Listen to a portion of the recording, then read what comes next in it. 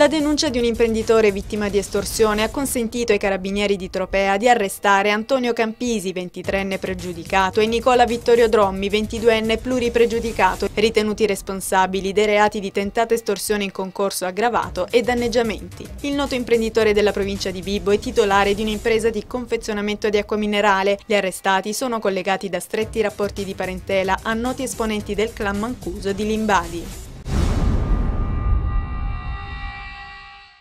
All'ospedale pugliese di Catanzaro una bambina è nata morta. La madre è stata ricoverata nei giorni scorsi e ieri ha partorito in modo naturale, però la bambina era già deceduta. La Procura della Repubblica, dopo la denuncia dei genitori, una coppia di 35 anni, ha aperto un'inchiesta nella quale sono indagate 11 persone tra medici, ostetriche ed infermieri. Solo giovedì scorso un altro caso simile si era verificato a Cetraro.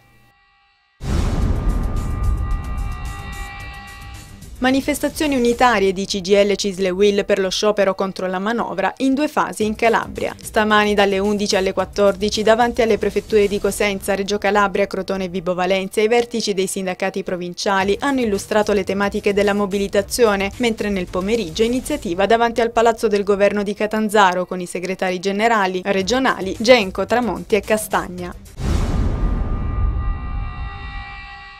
This is Cocaine. Questo è il titolo del docufilm presentato stamattina alla stampa nella sala riunioni della direzione generale dell'ASP di Crotone e realizzato dalla redazione di CN24. Si tratta di un progetto che ha visto impegnata l'emittente in un avvio di collaborazione con Insert e con l'ASP di Crotone sul tema della cocaina, che è diventata ormai una vera emergenza di tipo non solo sanitario ma sociale. Il video, che ha come target soprattutto gli studenti ed il mondo adolescenziale, ma non solo, rientra in una serie di approfondimenti su tematiche specifiche curate dalla redazione di CN24.